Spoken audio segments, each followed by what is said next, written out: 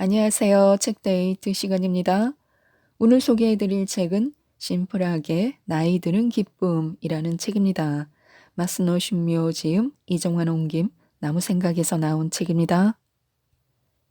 이 책은 몸과 마음, 생활 전반에서 복잡함을 덜어내고 간소하고 소박하게 살아가는 즐거움을 배울 수 있는 책입니다. 나 자신에게 무엇이 가장 필요한지 돌아보고 기분 좋게 살아가는 법 몇 가지를 소개해 드리겠습니다. 지금 이 순간에 다시 감사하라고 하는데요. 하나하나를 서두르지 말고 천천히 정성을 다하는 것입니다. 눈앞의 일에만 몰두하여 정성을 다해보는 것인데요. 그렇게 하면 평범하고 단조로운 일상에 애정이 깃들고 삶이 보다 풍요롭게 바뀔 것입니다.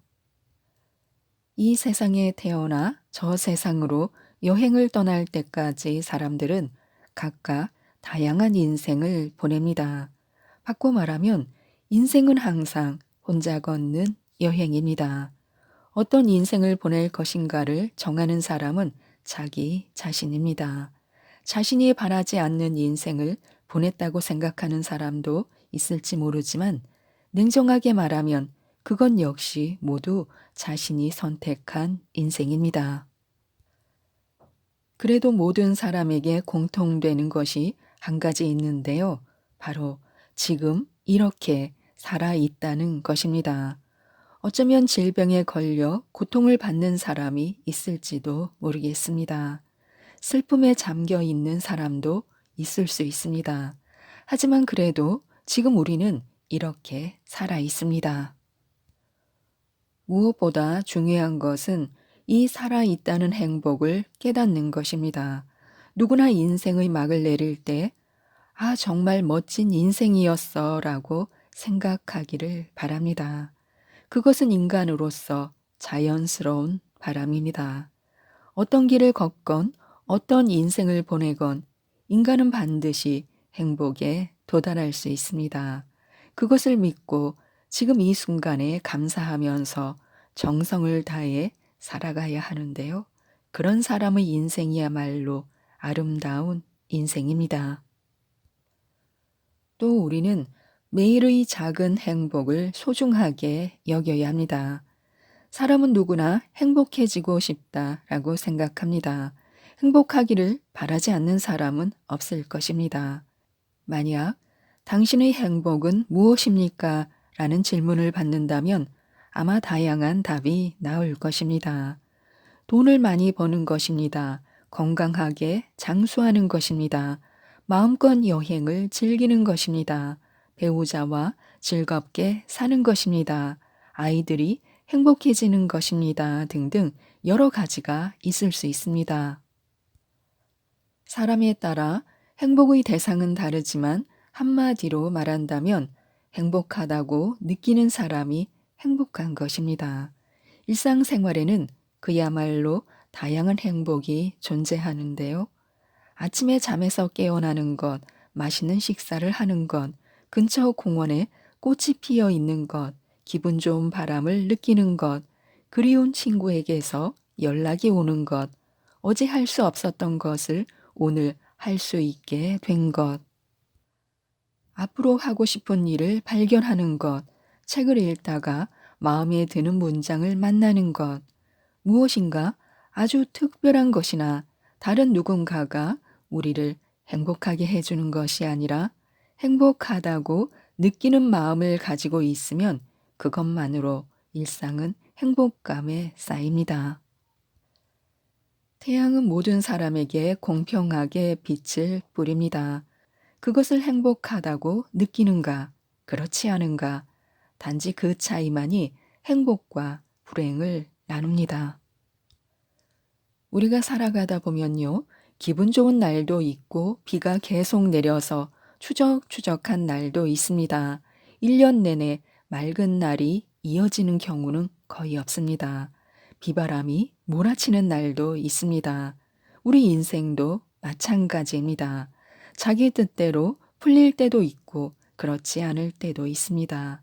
즐거운 일도 있고 괴로운 일도 있습니다. 그래도 괴로운 일이 곧 불행은 아닙니다. 설사 괴로운 일이 있다고 해도 그것은 그날이어야 맛볼 수 있는 소중한 날입니다. 그 앞에는 반드시 기쁜 일이 기다리고 있을 것입니다. 고통이나 슬픔이 계속 이어지는 경우는 없으니까요. 행복을 느끼는 마음을 길러야 하는데요. 추울 때 따뜻한 욕조에 몸을 담그면 자기도 모르게 아, 행복해 라는 말이 나올 것입니다. 이것이 당신의 행복은 무엇입니까? 라는 질문에 대한 답입니다. 그것을 느낄 수 있는 마음만 있으면 언제 어디서든 행복해질 수 있습니다. 또 우리가 지금까지 열심히 살아온 인생을 칭찬해야 하는데요. 우리는 아무래도 자신의 행위에 대하여 결과를 바라게 됩니다. 노력을 하면 나름대로 만족스러운 결과를 기대하고 누군가를 위한 행위를 하면 고맙다는 인사를 기대합니다. 그러나 기대한 결과를 얻지 못했을 때 사람은 자기도 모르게 쓸데없이 시간을 낭비했어 라고 생각합니다. 다시 강조하지만 인생에서 쓸데없는 행위는 없습니다. 뜻대로 되지 않았을 때도 기대했던 만큼의 결과가 나오지 않았을 때도 그것은 결코 쓸데없는 행위가 아닙니다. 노력은 반드시 보답을 받는다라는 말이 있는데 맞는 말입니다. 다만 이 보답이라는 것은 성과가 나타난다는 의미만은 아닙니다. 보답을 받는다는 말의 진정한 의미는 자신의 인생이 풍요로워진다는 것입니다.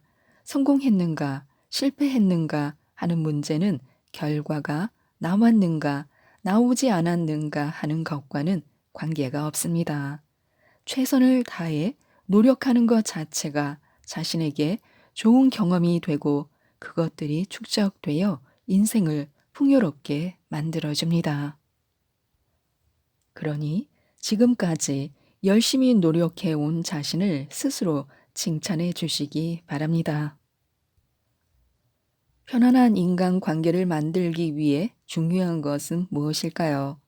나이를 먹으면 그에 따라 친구에게 바라는 것이 바뀌고 만남의 질도 바뀌게 됩니다. 젊은 시절과 달리 가슴 설레는 즐거움이나 자신의 감정을 드러내는 깊은 인간관계는 사라집니다. 거기에 외로움을 느끼는 사람도 있을지 모르지만 반대로 인간관계의 집착에서 해방되어 가는 것이라고 생각할 수도 있습니다. 나이를 먹어서 생기는 새로운 인간관계도 있지만 무리해서 그 관계를 깊이 끌고 가려 하지는 말아야 합니다. 지금까지 각각 다른 인생을 살아온 사람들이기 때문에 당연히 사고방식이나 가치관이 다르고 서로를 이해하기는 매우 어렵습니다. 따라서 적당한 거리를 유지하면서 표면적인 만남을 가지는 관계로 지내는 것이 좋습니다. 이것은 결코 가슴 아픈 현상이 아니라 나이와 함께 변화하는 새로운 형태의 인간 관계입니다. 지나치게 가깝지도 않고 지나치게 멀지도 않은 인간 관계를 구축하기 위해 중요한 것이 있습니다. 상대방을 있는 그대로 받아들이는 것인데요. 상대방과 자신의 의견이 다른 경우는 흔히 있습니다. 그럴 경우 자신의 의견을 이해시키기 위해 열심히 노력하는 사람이 있는데 그럴 필요는 없습니다. 나를 좀 더 이해해 주면 좋겠다. 이런 생각에 상대방을 이해시키려 노력하는 것일 테지만 그 이전에 상대방의 생각이나 의견을 존중하고 받아들이는 게 더 중요합니다. 이렇게 상대방의 의견을 받아들인다는 것은 그 사람의 지금까지의 인생을 긍정한다는 뜻이기도 합니다. 서로 긴 시간을 살아왔습니다. 자신의 방식을 존중받고 싶다면 당연히 상대방의 방식도 존중해 주어야 합니다. 또한 갈 곳과 할 일로 인생을 꾸미라고 하는데요. 남성이든 여성이든 갱년기를 지나면 55세 이후부터는 노년기를 맞습니다. 인생 100세 시대라고 하니 인생 중에서는 노년기가 가장 긴 시기라고 말할 수 있습니다. 그런 노년기를 어떻게 보낼 것인가? 이것은 인생에서 매우 중요한 문제가 아닐 수 없습니다. 과거와 비교하면 체력이나 시력, 청력이 떨어지거나 매일 쾌활하게 보낼 수 있는 기력이 떨어졌을 수도 있습니다. 그러나 인생에서 가장 긴 노년기를 할 수 없는 것만 보고 탄식하거나 어떻게 시간을 보낼 것인가를 생각하면서 하루를 끝내기는 너무 아깝습니다. 나이를 먹으면 갈 곳과 할 일이 필요합니다. 갈 곳은 오늘 갈 곳이며 할 일은 오늘 할 일입니다. 오늘 갈 곳을 스스로 만들어 보는 것인데요. 외출은 병원에 갈 때뿐입니다. 라고 말하는 사람도 있을 것입니다. 하지만 그런 소극적인 생각은 버리고 매일의 산책을 일과로 삼아 보는 것이 좋습니다. 나아가 어차피 산책을 할 바에는 혼자가 아니라 동료를 적극적으로 만들어 함께 걷는다면 한층 더 즐거울 것입니다. 인간은 기본적으로 게으릅니다. 구속이나 강요는 누구나 싫어합니다. 가능하면 자유롭게 지내고 싶어 합니다. 그러기에 더더욱 즐거움을 느낄 수 있는 대상을 찾아야 합니다. 목적이 없으면 어떤 사람이든 하는 일 없이 시간만 낭비하게 됩니다. 노년기에 가지는 목적은 즐거움을 느낄 수 있는 대상을 어떻게 발견할 것인가 하는 것입니다. 그것은 산책이어도 좋고 주변 청소나 스쿼트 50회, 좋아하는 악기 연주여도 좋습니다. 오늘 갈 곳, 오늘 할 일을 즐기는 생활에는 틀림없이 좋은 친구와의 만남도 생기게 됩니다. 나아가 성취감이나 만족감도 느낄 수 있습니다. 나이가 들어 노인이 되었지만 여전히 행동에 아름다움과 기쁨이 느껴지는 사람이 있습니다. 일부러 꾸미지도 않았는데 왠지 모르게 사람을 끌어당기는 분위기를 풍기는 것입니다. 그런 사람이 있으면 함께하는 사람들의 마음도 평온해집니다. 그런 사람이 분출하는 아름다움과 기쁨은 행동에도 그대로 나타납니다. 행동거지라는 말이 있는데 그 사람의 행동 하나하나에 아름다움과 기쁨이 깃들어 있는 것입니다. 아름답고 기품 있는 행동 하나하나가 주변 사람들을 끌어당깁니다. 그런 사람은 어디에 있어도 아름답고 기품이 넘칩니다. 불교의 가르침에 사업을 정돈한다는 말이 있습니다. 세 가지의 업을 정돈한다는 말인데요. 그 뜻은 다음과 같습니다. 첫 번째는 신업을 정돈한다는 것인데요. 이는 신체를 정돈하는 것입니다. 우선 자세를 바르게 합니다. 등을 곧게 펴고 얼굴을 들고 정면을 똑바로 바라보고 섭니다.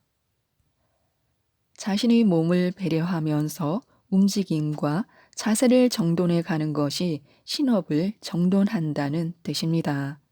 두 번째는 구업을 정돈한다 인데요.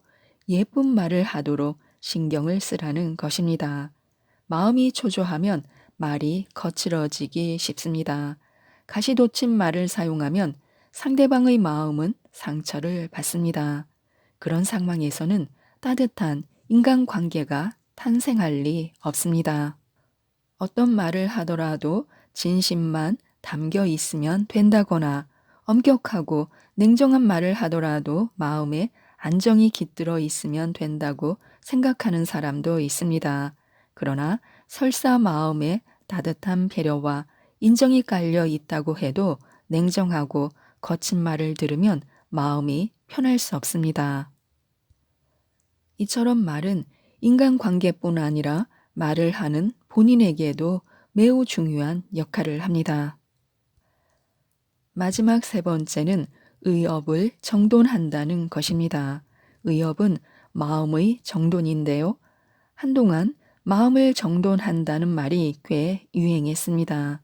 많은 사람들이 마음을 정돈하고 싶어 합니다. 마음을 정돈하기 위해서도 먼저 자세와 말을 정돈해야 합니다. 사람은 아무래도 표면적인 부분에 마음이 끌리게 됩니다. 따라서 기쁨을 느끼게 하는 아름다움도 등을 곧게 편 몸가짐과 따뜻하고 부드러운 말투가 선행되어야 합니다. 사람은 비슷한 사람끼리 모이기 때문에 몸가짐이 아름다운 사람은 아름답고 기품이 있는 사람들에게 둘러싸일 수밖에 없습니다. 행동과 말, 그리고 마음을 잘 정돈해야 합니다. 그러면 불쾌한 일보다는 유쾌한 일들이 많고 미소를 나눌 수 있는 좋은 친구들도 얻을 수 있습니다. 지금까지 이 책에 대해 말씀드렸는데요. 행복한 노년을 살기 위해 중요한 것은 무엇이고 덜어낼 것은 무엇인지, 또 빛나는 말년을 보내기 위해 갖추어야 할 사고방식은 어떤 것인지 자세하게 안내하고 있는 책입니다. 이 책 심플하게 나이 드는 기쁨을 꼭 한번 읽어보시고 모든 분들이 건강하고 편안하고 행복하게 살아가셨으면 좋겠습니다. 이상 책데이트였습니다. 감사합니다.